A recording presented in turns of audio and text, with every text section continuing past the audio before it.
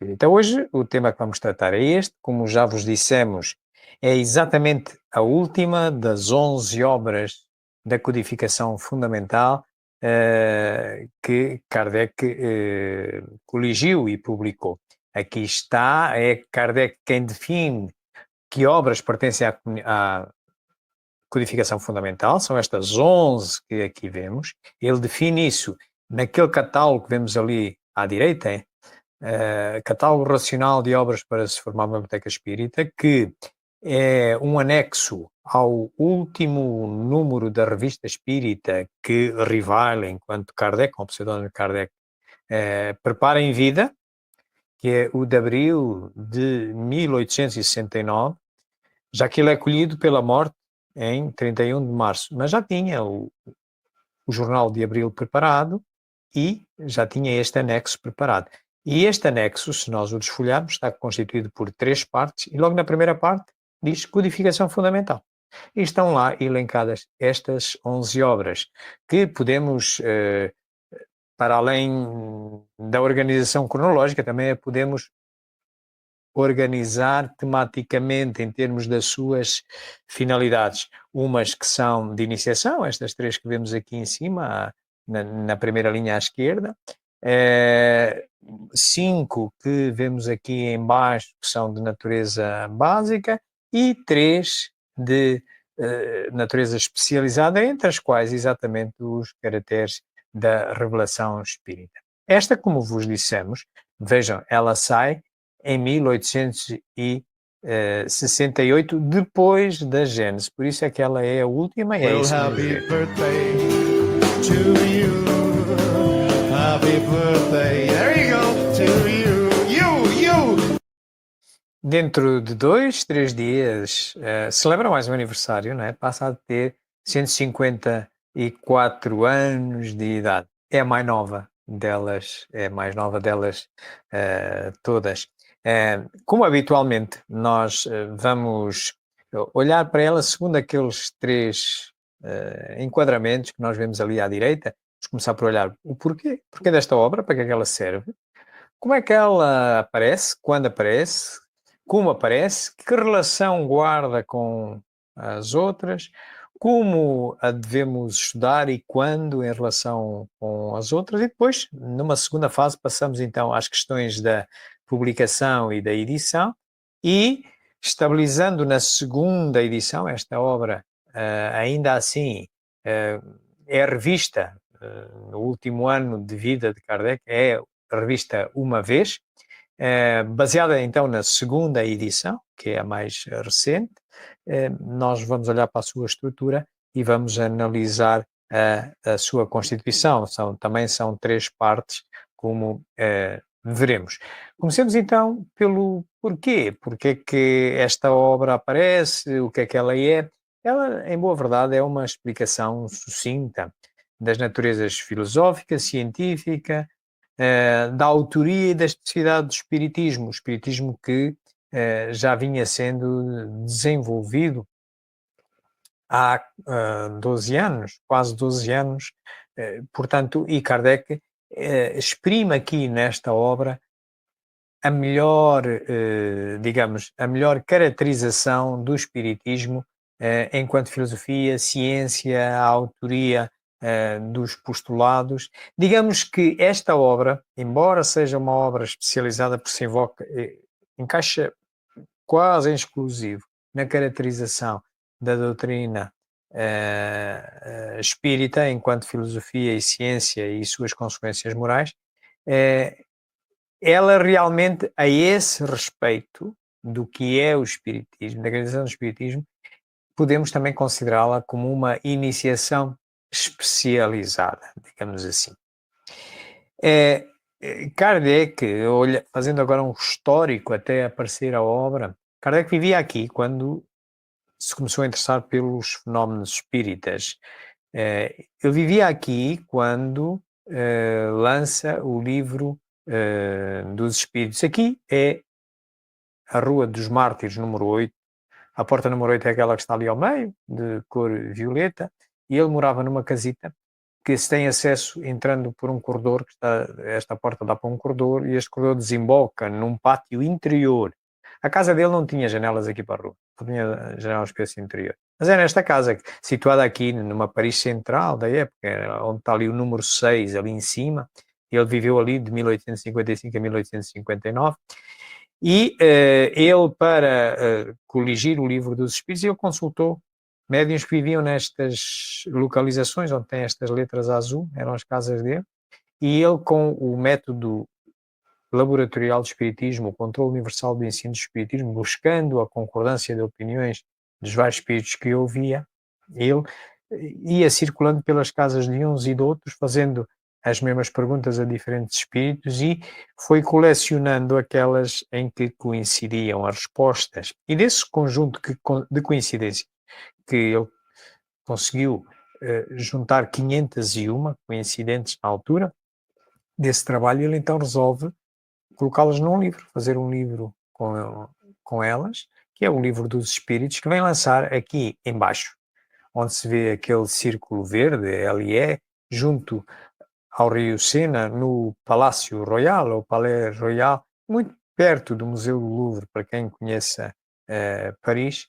Aqui, exatamente neste sítio, na Galeria de Orleans, que é esta galeria que aqui está, é uma ala do Palácio, que hoje em dia tem este aspecto, não tinha este aspecto no tempo de Kardec. Estas colunas, agora vazias, estavam ocupadas por casas comerciais, havia aqui um telhado, não havia esta fonte que aqui vemos, com estas esferas. Isto era um verdadeiro centro comercial, um shopping center da atualidade, mas colocado há 2 séculos atrás. E aqui está a capa da primeira edição do Livro dos Espíritos, muito diferente daquela que temos hoje para estudar, baseada na 16ª, esta foi a obra mais revista, que tem 4 partes e 1019 perguntas, enquanto que a primeira edição tinha apenas 3 partes e 501 perguntas. Esta foi a primeira obra, 1857, a primeira das 11. Hoje vamos estudar a última das 11, mas vamos ver o caminho até lá. A segunda é esta, a Revista Espírita, ou o Jornal dos Estudos Psicológicos. Esta é a maior delas todas, maior em quantidade. Levou 12 anos a ser produzido, levou 136 meses, porque saía à razão de um jornal por mês. E depois Kardec, no final de cada ano, juntava os 12 números daquele ano e encapava, fazia uma encadernação, punha-lhe o ano em cima, e podemos encontrar esta obra espalhada por 12 livros. Mas atenção, o último livro, ou volume, nem todo ele pertence à codificação fundamental, só pertence à codificação fundamental as revistas espíritas desse ano, que foram elaboradas por Kardec, que são só as 4 primeiras, de janeiro a abril, ok? Muito bem. Esta é a segunda, ainda aqui vivia quando ele começa a lançar. A terceira obra da codificação fundamental é a primeira obra de iniciação, a mais antiga das de iniciação. A do Livro dos Espíritos é de natureza básica, a Revista Espírita de natureza especializada, como esta dos Caracteres da Revelação Espírita. Esta é a primeira de iniciação, que é o Espiritismo, aparece em agosto de 1859 e também vai ser revista 8 vezes. Portanto, Kardec reviu todas as suas obras, com exceção de uma, que já lá passaremos por ela, que é a Viagem Espírita 1862, porque é apenas o relatório de uma viagem, não tem conceitos filosóficos e científicos, daí não se alterar os factos, o relato dos factos. Agora, todas as outras, sim, têm conceitos filosóficos e científicos e as ditas consequências morais, ético-morais, que foram também mudando ao mesmo passo que se ia atualizando as obras que lhe davam origem. Portanto, o que é o Espiritismo? A terceira das 11, 1859, agosto. 1861 aparece a quarta obra, mais uma de natureza básica, que é o Livro dos Médiuns. Já Kardec tem a Sociedade de Presença dos Espíritos, já se tinha mudado da sua casa para aqui a passagem de Santana, onde vem a falecer, o número 59, onde vem depois a falecer. Portanto, e sai o livro dos médiuns, em janeiro de 1861, que também vai ser revisto 11 vezes. Quarta, e esta natureza básica, da mesma natureza que o livro dos Espíritos. No ano seguinte, em janeiro, sai a segunda obra de iniciação. A primeira tinha sido o que é o Espiritismo em 59. Mas as pessoas iam pedindo a Kardec uma obra mais simples, porque o que é o Espiritismo, se os amigos forem consultar, baseado na 8ª edição, são 200 páginas.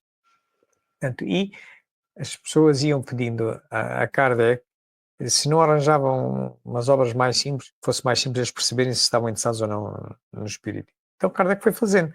E esta é a segunda, muito mais pequena, já só tem 30 páginas, de 200 para 30.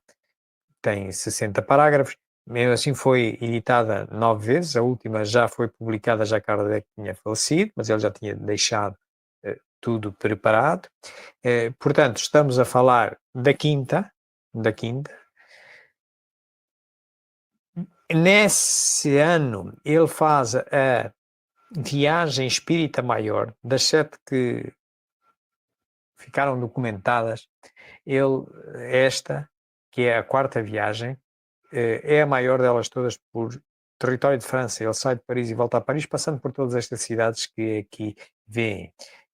Isto demora mais ou menos 6 semanas, deslocando-se comboio ou trem, onde havia, portanto, a linha ainda não havia muitas linhas, mas fundamentalmente em diligência, a cavalo e até de barco aqui em La Rochelle, aqui na parte oeste de França, visitando todas estas cidades que aqui vemos aqui à direita, portanto 20 cidades, esteve em 50 reuniões, organizou 50 reuniões, visitando os grupos espíritas que se iam formando nessas cidades, e desta viagem, então surge a única obra que não é revista, que não é reeditada, é a Viagem Espírita de 1862, porque é o relatório dessa viagem. É uma obra muito importante para os dirigentes espíritas, é também de natureza especializada, porque focaliza-se muito na organização dos grupos, das sociedades, explica a dinâmica do desenvolvimento do espiritismo,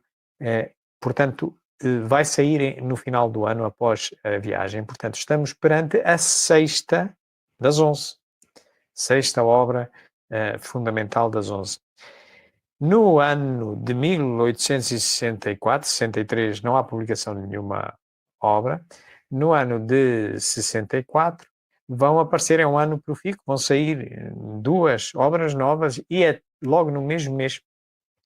Portanto, vai aparecer a 7ª ou 8ª. Esta é a 7ª, a imitação do Evangelho segundo o Espiritismo, que vai mudar de nome para Evangelho segundo o Espiritismo, mas, portanto, é esta a primeira obra, que aparece em abril de 1864 e vai ter 4 edições, vai ser revista 4 vezes. E nesse mesmo mês, tendo nascido primeiro como um artigo da Revista Espírita, vai aparecer, autonomizando, Kardec autonomiza esse artigo numa obra independente de iniciação, que é o resumo da lei dos fenómenos espíritas. Sai mesmo nesse mês em que sai também a imitação do Evangelho segundo o Espiritismo. Portanto, estamos perante a 8ª das 11. Ok? Esta obra que vamos estudar hoje também tem uma similitude, uma semelhança com esta. É que começa por ser um artigo da Revista Espírita, como vamos ver. Portanto, estamos na 8ª, a 3ª e última obra de iniciação. Ok? Aliás, por onde nós devemos começar a estudar, como já recapitularemos. O tempo vai andando, passando para o ano de 1865, que é o ano em que também na 2ª edição muda a imitação do Evangelho segundo o Espiritismo, passa a Evangelho segundo o Espiritismo, e aparece em agosto de 65, vai aparecer a 9ª obra. A 9ª obra das 11, que é o Céu e o Inferno. Aqui está, sua primeira edição. Mesmo assim, ela vai ter 4 edições também. Então, depois vai surgir a Gênese. Mas aqui começar-vos a mostrar, se há pouco vos disse que os caracteres da revelação espírita guardam uma similitude com o resumo da Legislação Espíritas porque começaram por ser um artigo da Revista Espírita, aqui também assim é. Mas ainda tem uma outra semelhança, uma outra característica muito particular, que é, ela vai integrar a Gênese, vai integrar a 10ª obra, esse artigo, que depois se autonomiza também, como o resumo da Legislação Espírita, uma obra fundamental.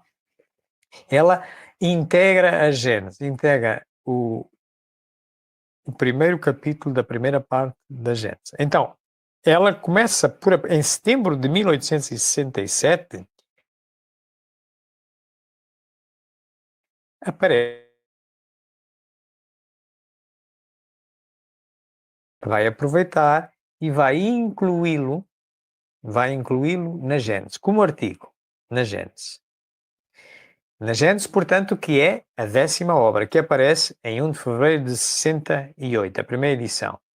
Mas, logo a seguir, e reparem, ele na Revista Espírita diz que este artigo é extraído de uma nova obra que neste momento se acha no prelo. Ele diz em setembro que este artigo é extraído de uma nova obra que neste momento se acha no prelo. Ele já estava a trabalhar na Gênese e que aparecerá antes do final do ano, a Gênese. Por acaso só apareceu depois no ano seguinte, em fevereiro, mas pronto. Uma razão de oportunidade nos levou a publicar este extrato por antecipação na revista. Apesar da sua extensão, julgamos dever inseri-lo de uma vez para não interromper o encadeamento das ideias. A obra inteira da Gênese será do formato e do volume do Céu e Inferno, portanto, e até da natureza. Portanto, era a última obra das cinco básicas. E diz assim, trata-se do primeiro capítulo da Gênese, com ligeiras modificações, livro publicado em 68. Portanto, sai a Gênese, que já inclui no seu primeiro capítulo da primeira parte o texto que tinha saído na Revista Espírita de setembro de 1867, mas só depois é que, de sair a Gênese, é que vai ser publicada, vai ser autonomizada também, da mesma forma como foi o resumo da Lei dos Fenómenos, vai ser autonomizado os caracteres da relação espírita. Então, quer dizer, das 11, estávamos aqui. Já só faltava mesmo os caracteres da revelação espírita a aparecer depois de ter lançado a Gênese. Por isso é a 11ª e última. Já vamos ver quando é lançada e como é que é lançada. Portanto, as obras aparecem nesta sequência, as tais 11 que estão elencadas no catálogo nacional de obras para se fundar uma biblioteca espírita, que se nós quisermos vê-las organizadas por afinidades, as de iniciação, as básicas e as especializadas, aqui temos. Só faltava, dentro das especializadas, esta última, que é os caracteres da revelação espírita.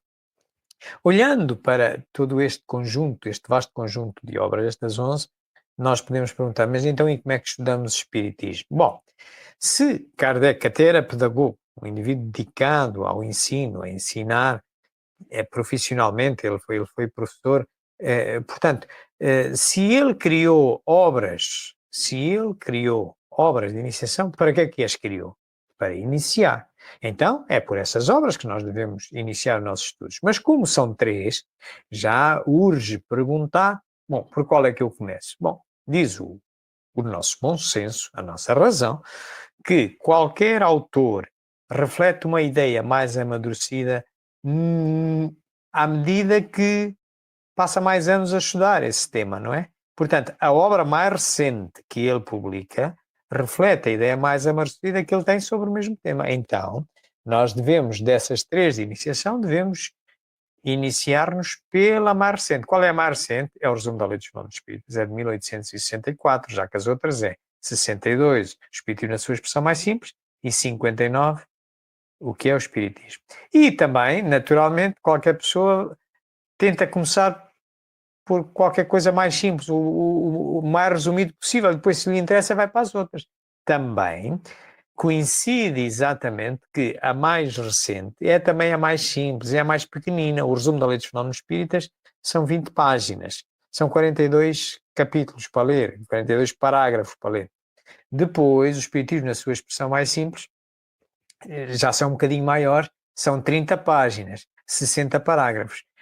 E o que é o Espiritismo, que é a mais antiga de todas, como já vos disse há pouco, são 200 páginas. Portanto, como estudar, por que sequência, essas obras de iniciação, nesta sequência, começar no resumo da lei dos fenómenos espíritas, depois passar para o Espiritismo na sua expressão mais simples e, por fim, o que é o Espiritismo. E então, só depois disso é que devemos passar para as outras obras, a começar pelo Livro dos Espíritos. E é o próprio Kardec quem o diz.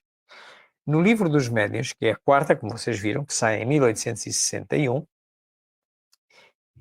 no capítulo 3º da primeira parte das noções preliminares, no final, no último parágrafo, ele fala do método, ele vai falando do método de estudar, de pesquisar o espiritismo e, portanto, fala também de estudar, como se estuda espiritismo, havendo, na altura só havia 4 obras. Portanto, tínhamos, 1861, estava a sair o Livro dos Médiuns, não é? Em janeiro. O que é que tinha saído antes? Tinha saído o que é o Espiritismo, 1859, obra de iniciação. Atrás do que é o Espiritismo, tinha começado a sair a Revista Espírita. E a primeira de todas era o Livro dos Espíritos. E então ele lá diz: comecai pelo que é o Espiritismo. Ele não mandou começar pelo Livro dos Espíritos, nem pela Revista Espírita, não, pelo que é o Espiritismo. O que é que ele está a dizer? Comecai pela obra de iniciação. Ok? Claro que não havia as outras duas. Portanto, ele não podia estar a falar das outras duas, ainda estavam no futuro. Portanto, mas por aí a gente já discorre a mesma regra. Então, iniciação primeiro, desta maneira. E então depois diz ele, depois então de teres estudado o que é o Espiritismo, então sim, pegai no Livro dos Espíritos. Só aí estareis pronto para entender melhor o Livro dos Espíritos. Porque há coisas que as obras de iniciação, porque são um todo, tudo isto é um todo, estas 11 é um todo, e quando ele diz que queres estudar Espiritismo, tens de estudar estas 11 obras, tem razões para isso. Quem só ficar pelo Livro dos Espíritos, por exemplo, vai confundir sempre alma e espírito, vai confundir sempre possessão e subjugação, mas ele mudou de opinião e esclareceu isso ao longo das 11 obras. Portanto, deve-se estudar todas as obras. Se nós queremos saber espiritismo, nós devemos estudar todas as obras, porque se ficarmos só com uma, ficamos com aquela informação da última versão naquela altura. Ok? Eu estou-vos a dar um exemplo, ou 2 exemplos do Livro dos Espíritos. Portanto, comecei pelas iniciações. Essas iniciações são os melhores resumos e os mais atualizados, os mais fundados. Ok? Então, sim, depois de Kardec, passai para o Livro dos Espíritos. E depois, diz ele, então depois pegai na Revista Espírita e por temas, tematicamente, pegai nesse tema e da procura desse mesmo tema nas outras obras. Claro, naquela altura já estabelece essa mesma técnica para todas as outras obras, o que nos dá esta sugestão de sequência para estudo. Portanto, a partir do Livro dos Espíritos e tomando a Revista Espírita como uma bússola, vamos estudando esse tema nas outras obras todas. É como se considerássemos o Espiritismo, a codificação fundamental, como uma casa, em que nos alicerces da casa está naturalmente as 3 obras de iniciação. Depois dos alicerces nós construímos o chão, não é? Qual é que é o chão da doutrina espírita, do edifício da doutrina espírita? É o Livro dos Espíritos. Depois do chão começamos a construir as colunas, mas começamos pela coluna mestre, que é aquela que suporta maior peso. Qual é que é? É a obra maior. Esta obra são 12 livros, são 12 volumes, enquanto o Livro dos Espíritos é um volume. Todas as outras obras só são um volume. Mais espesso ou menos espesso, só são um volume. Estas são 12 volumes. São 12 anos a ser escrita à velocidade de uma por mês, não é? Um jornal por mês. Contém todos os temas que vêm em todas as outras obras e também tem temas que não são aproveitados para ir para as outras obras, mas que ajudaram a formular o pensamento de Kardec. As outras colunas, da casa, quais é que são? São as outras 4 obras de natureza básica, que nascem, ou são expansão, são detalhe, de cada uma das 4 partes do Livro dos Espíritos. A Gênese é um desenvolvimento das causas primárias, e já estão a ver, os caracteres da revelação espírita também aqui está, na Gênesis, portanto, tem uma estreita relação com as causas primárias do livro dos Espíritos. O livro dos Médios é um desenvolvimento da segunda parte do livro dos Espíritos, o mundo espírita. O Evangelho segundo o Espiritismo é um desenvolvimento da terceira parte do livro dos Espíritos, as leis morais. E o Céu e o Inferno é um desenvolvimento da quarta e última parte do livro dos Espíritos, Esperanças e Consolações. Por fim, um telhado com as duas últimas obras especializadas que fazem o subgrupo das especializadas junto com a Revista Espírita, que é a Viagem Espírita 1862, e os nossos caracteres da Revelação Espírita, que já vimos que nasce como um artigo da Revista Espírita e depois é integrado na Gênese, mas Kardec considera tão importante que a autonomiza também numa obra para que qualquer estudante o possa estudar. Portanto, esta é a relação entre as obras, é assim que devemos estudar os caracteres da Revelação Espírita e as outras também. Estamos agora em condições, então, de olhar para as questões da publicação e da edição desta obra. Esta é a primeira capa da obra autonomizada, depois de ter sido publicada a Gênese. A Gênese é publicada em fevereiro, a primeira edição, e a 7 de março de 68, portanto, desse mesmo ano, sai, então, os caracteres da Revelação Espírita numa brochura, num livro. Que sai com 62 parágrafos, vai ter 2 edições, não há alteração nos parágrafos, há alteração nos conteúdos. É obra especializada, como já vimos. Os preparativos desta obra, como já vos dissemos, ele começa por aparecer como um artigo de setembro de 1867, ainda antes da Gênese.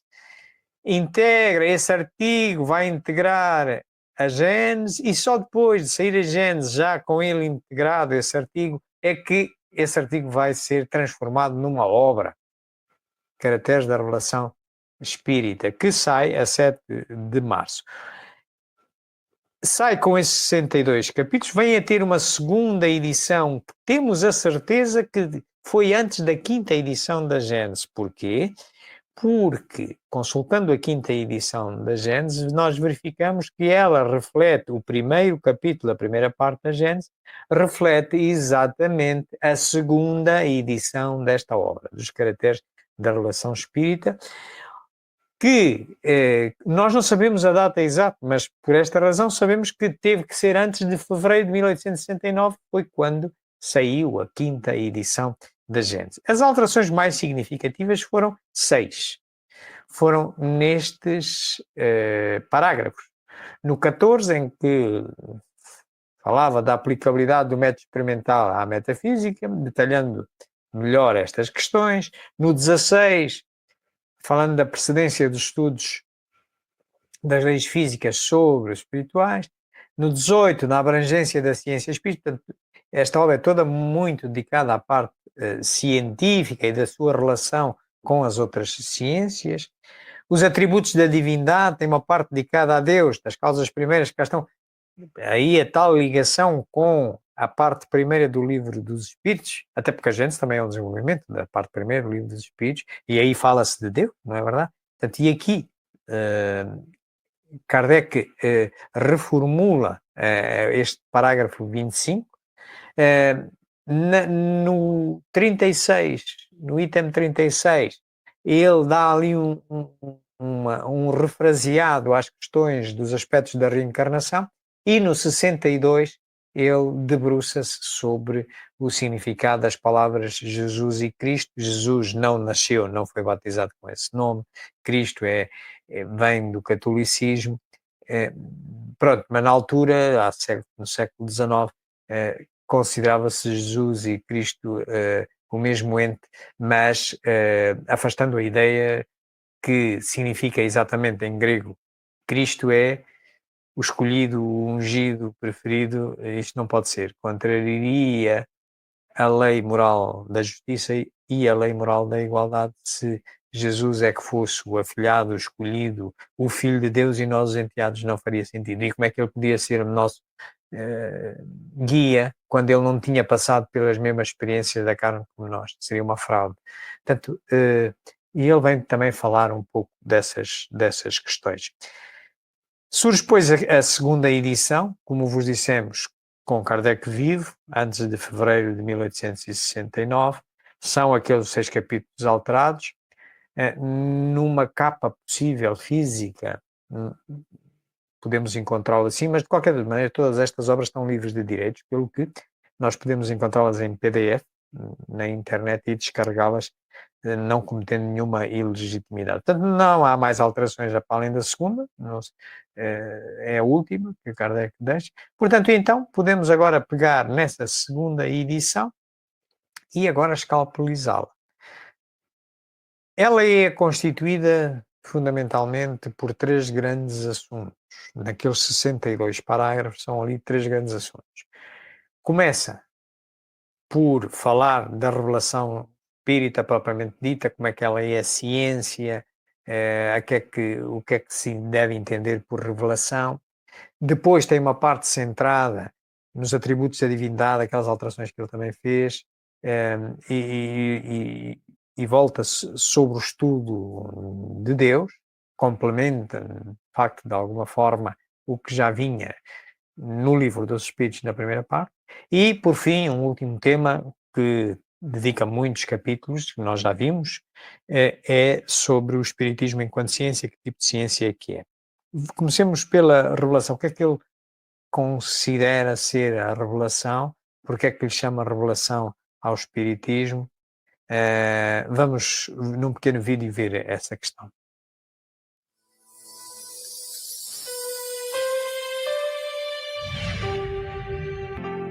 Pode o Espiritismo ser considerado como uma revelação? Neste caso, qual é o seu caráter? Sobre o que está fundada a sua autenticidade? A quem e de que maneira ela foi feita? A doutrina espírita é uma revelação no sentido teológico da palavra, ou, por outra, é no seu todo o produto de um ensino oculto vindo do alto? Ela é absoluta ou suscetível de modificações? Trazendo aos homens a verdade integral, a revelação não teria como efeito impedi-los de fazer uso de suas faculdades, desde que lhes pouparia o trabalho de investigação? A revelação é a ação de descobrir algo que já existia, mas que ainda não era conhecida. A revelação espírita vem trazer o Consolador prometido, a que Jesus se referia quando passou pela terra. A revelação espírita, portanto, nos traz verdades que já existiam, mas que só o adiantamento da civilização permitirá o seu entendimento e utilização. Então, amigos, Kardec vem nesta obra e na parte dedicada à revelação, ele vem exatamente deixar-nos esta orientação, que vem afastar o espiritismo de toda a fantasia, de todo o misticismo, de toda a questão de forma que as religiões dão às questões da espiritualidade, portanto, dizendo que é uma revelação, mas entenda-se a revelação não como uma coisa extraordinária saindo não se sabe de onde, mas tão somente a descoberta de algo que já existia, porque o espiritismo é uma obra dos homens, não é uma obra de Deus. Nenhuma religião é uma obra de Deus, é uma obra dos homens. Nenhuma corrente espiritualista, nenhuma ciência, nenhuma filosofia, nenhuma área do conhecimento é uma obra de Deus, é do homem. Portanto, e é o homem no seu esforço de se aproximar de Deus, de entender a obra de Deus, que vai desenvolvendo filosofia e ciência, e o espiritismo também. Então, vai-se revelando aos olhos do homem, ao conhecimento do homem, aquilo que lhe estava oculto. Portanto, é nesse sentido que se deve entender a revelação espírita e não como um milagre, uma coisa mirabolante.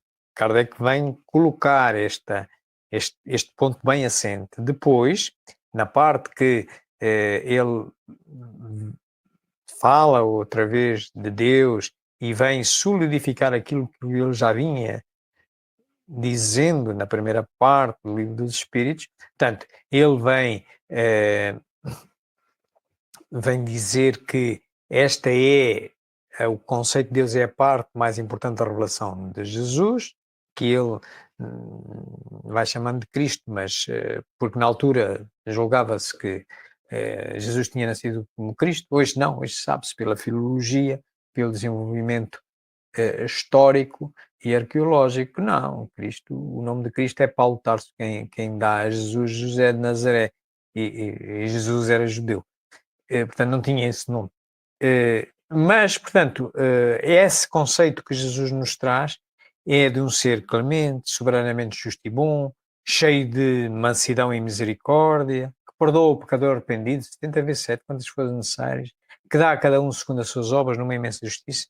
Digamos que, numa forma resumida e mais gráfica, será isto que aqui vemos. O Espiritismo tem na existência de Deus o seu princípio maior.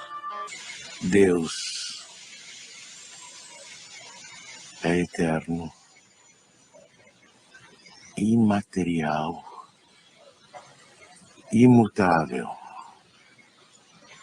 único, todo-poderoso, soberanamente justo e bom.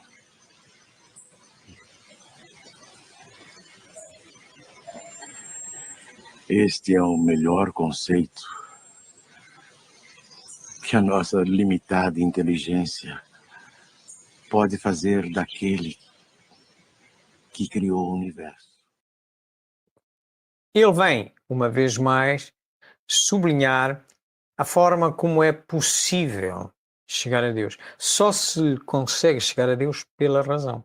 Porque ninguém viu a Deus. Não temos essa capacidade.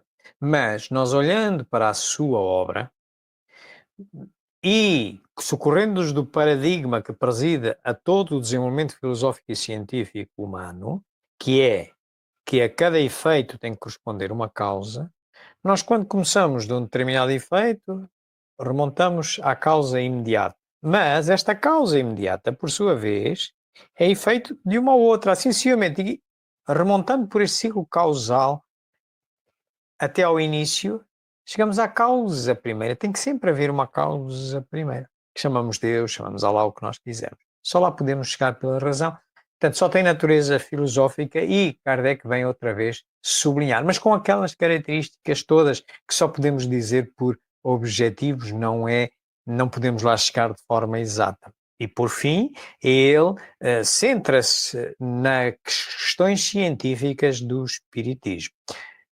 Recordamos que a ciência, de acordo com Aristóteles, que é considerado o pai da ciência, ele era aluno de Platão, que é considerado o pai da filosofia, e ele é o primeiro a avançar esta definição de ciência, que é nem mais nem menos do que a filosofia comprovada. Porquê? Porque a crença verdadeira justificada é a definição de filosofia por Platão, ok? E o seu aluno depois verificou que de todo o conhecimento que se pode chegar pela razão, por exemplo, Deus, que só se pode chegar pela razão, mas, por exemplo, o espírito, comunicabilidade de espíritos, a reencarnação, pluralidade dos mundos habitados. Esses outros, com exceção de Deus, só se continua a poder chegar pela razão, não conseguimos ver, não conseguimos ensaiar. Não. Já os outros não, já podemos ensaiar, podemos chegar comprovadamente, através da mediunidade, podemos comprovar a existência do espírito, a reencarnação, a comunicabilidade dos espíritos, por definição, na mediunidade, a pluralidade dos mundos habitados. Portanto, então, o espiritismo centra a sua atividade científica nessas relações com o mundo espiritual, comprovando essas bases filosóficas, com exceção de Deus. Seguindo naturalmente o método científico. E com uma particularidade muito própria, que é salientada aqui nesta obra, que é uma marcha específica, uma marcha diferente das outras, mais rápida do que das outras ciências, como iremos ver, e ele vai explicar também o porquê. Ainda ao método científico, o método científico é este que aqui está, é este conjunto de passos que aqui vemos. Começamos por fazer observações de um determinado fenómeno, perguntas para o caracterizar e levantamos primeiras justificações, chamadas hipo, pequeno, primeiro justificação. Hipóteses, tese, justificação, e hipó primeiro pequeno. Ok? Até aqui só está involucrada a filosofia, não é? É a nossa razão, é a justificação de uma crença que se tem por verdadeira. Tendo depois várias justificações possíveis para aquele fenómeno, nós então vamos experimentá-las, vamos sujeitá-las à comprovação, a ver qual delas melhor explica aquele fenómeno observado. Portanto, passamos à parte experimental propriamente dita do método científico. E o que vai acontecer é que dessas hipóteses, o que nós buscamos é ver essa que é a melhor, que melhor explica, e vamos transformá-la em tese. Ignoramos as outras, que não eram tão boas, ficamos com a tese sem nada ter de absoluto. Porque com novos conhecimentos, com o desenvolvimento da nossa capacidade intelectual e moral, vão aparecendo novas formas de ver a mesma realidade, detalhes que nós tínhamos ignorado, etc. Portanto, segue aprendendo. Nem a filosofia, nem a ciência trabalham com a verdade absoluta. É impossível. O homem não consegue chegar à verdade absoluta.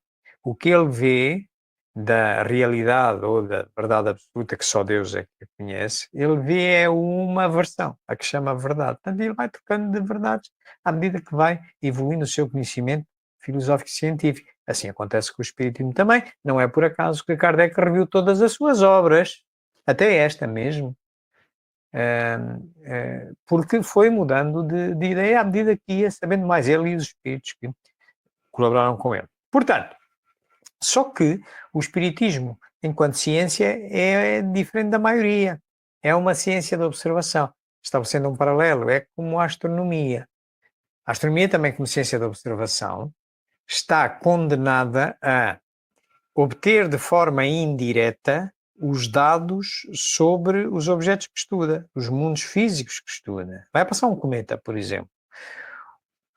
Um determinado astrónomo aponta a sua luneta para aquele cometa e tira umas notas. Tira umas notas, o que é que lhe parece ser e tal, onde é que está localizado.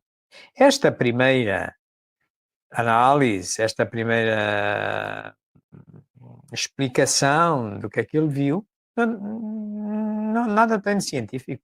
Só tem o valor da opinião dele. Não quer dizer que seja falso. Não. É verdade, é uma verdade, é a verdade dele. Para ter validade científica, ele agora tem que publicar essa sua verdade e outros astrónomos também apontarem as suas lunetas para esse mesmo corpo celeste e validarem, por coincidência, concordarem com parte ou todo daquela primeira observação do primeiro astrónomo. Quantos mais detalhes dessa primeira observação forem validados, encontrar concordância nos outros pesquisadores, maior validade científica terá. E transformar-se-á então em dita tese, até que outras melhores apareçam. Lançando um telescópio mais potente ou para fora da atmosfera, já vamos ver uma melhor verdade que aquela que podíamos obter com um pequeno telescópio aqui, tendo a atmosfera entre nós e o objeto observado. Ora, no espiritismo, como ciência da observação, qual é que é a luneta? É o médium. É o médium, é a mediunidade. Que, com a mediunidade, enquanto a astronomia estuda mundos físicos, o espiritismo estuda mundo espiritual. Ok? Mas da mesma maneira, como nós não podemos trazer os espíritos aqui para um laboratório, tal como o astrónomo não consegue trazer um cometa ou um planeta para aqui, estamos condenados a obter informação indiretamente, observá-lo à distância, ao mundo à distância. Então, também a primeira informação que nos chega, o primeiro espírito que a gente escuta sobre a vida espiritual, por exemplo, através do médium, não pode ter natureza científica. Como não tem natureza científica, a primeira verdade, a primeira observação do primeiro astrónomo. Tem só o valor da verdade daquele espírito através daquele médium. Por isso é que Kardec, lembra-se, o Controle Universal do Ensino de Espírito, nós até mostramos as casas dos médiuns onde ele foi para escutar os vários espíritos e ficar só com as concordâncias. Muito bem. Portanto, Então nós também temos que, com a primeira informação que aparece do primeiro médium, agora nós evocarmos outros espíritos a ver se estão de acordo com aquilo ou não. Passar a mudarmos de médium, etc. Quantos mais estiverem de acordo com o todo ou parte daquela primeira mensagem, daqueles primeiros detalhes que o primeiro espírito nos conta, maior validade científica será a nossa tese temporária, até que nós escutemos espíritos mais avançados, com o nosso conhecimento, enfim, e vamos reformulando, tal como Kardec. Porque é que ele fez 16 edições só do Livro dos Espíritos? Porquê? Mudando de opinião. Entanto, a primeira e a segunda, e a primeira edição começou só com 501 respostas. E a 16ª tem 1019. Então é porque não é obra perfeita, não é? Se fosse obra perfeita, ficava com o mesmo número de resposta, ficava como era a primeira e não precisava, eram só reimpressões a seguir. Estão a ver? Portanto, esta é a característica científica do espiritismo, igual a outras ciências de observação, seguindo a mesma dinâmica. Porém, com uma técnica muito própria laboratorial chamada o controle universal do ensino dos espíritos, a busca da concordância das informações. E sempre estando aberto a que novas e melhores verdades se revelem. É dito no parágrafo 55 desta obra, que é o mesmo do primeiro capítulo da primeira parte da Gênesis, é dito que o espiritismo como ciência vai ao lado das outras. Se em algum momento uma melhor ou uma nova verdade se revelar que explique melhor um determinado fenómeno que o espiritismo já tinha uma versão, uma explicação, o espiritismo a aceitará. É característica de todas as ciências do espiritismo também. Portanto, o espiritismo não se pode imobilizar no presente. Agora, tem é que investigar tal e qual como Kardec investigava com o mesmo método, com o controle universal do ensino dos espíritos, para ser justo e ser produtivo. É certo que a marcha do espiritismo é superior à das outras, e foi superior na elaboração, e pode ser superior na pesquisa que Há, todavia, capital diferença entre a marcha do espiritismo e a das ciências, a de que estas não atingiram o ponto que alcançaram, senão após longos intervalos, ao passo que alguns anos bastaram ao espiritismo, quando não a galgar o ponto culminante. Pelo menos a recolher uma soma de observações bem grande para formar uma doutrina.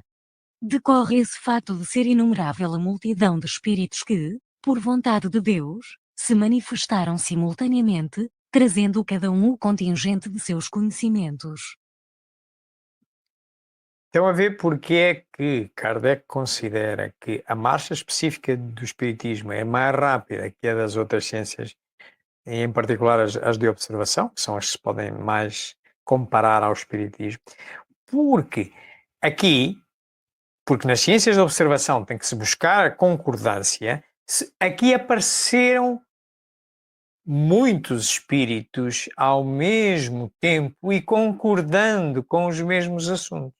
O que normalmente não acontece nas outras ciências mesmo de observação. Na astronomia, por exemplo, há um astrónomo que vê um determinado,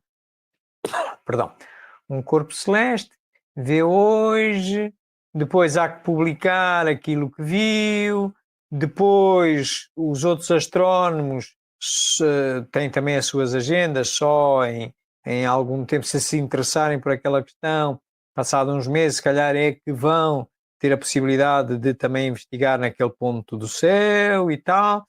Portanto, leva o seu tempo. Aqui, subitamente, ele, num dia, ouvia N espíritos sobre a mesma questão, ouvia através de vários métodos. Portanto, isto permitiu, em pouco tempo, em 12 anos, ele levantou toda uma ciência, estão a ver? Enquanto as outras têm 20 séculos, vai muito mais lento. Portanto, esta marcha específica é bem referida, bem caracterizada também nesta obra.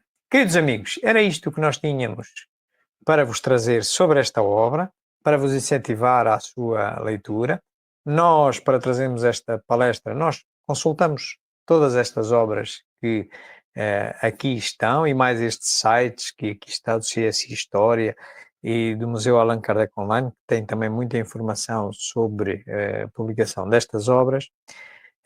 Nós, como habitualmente, estamos a transmitir em várias plataformas eletrónicas, desde YouTube, Canal Verdade e Luz, Facebook, também Canal Verdade e Luz, Centro Batuíra, também em YouTube em Espiritismo JG, em Facebook em Espiritismo JG, os nossos canais também, onde nós agora iremos ver comentários e eventuais questões vossas que nos queiram colocar sobre este assunto ou outro, mas se alguém houver que não se sinta à vontade para colocar a sua pergunta num chat destas destinos digitais onde estamos a transmitir, onde também vai ficar gravada a palestra, pois também tem à sua disposição este endereço de e-mail. E aqui está. Tratem de nos escrever e nós responderemos com a maior brevidade possível. Queridos amigos, era isto que eu tinha para vocês.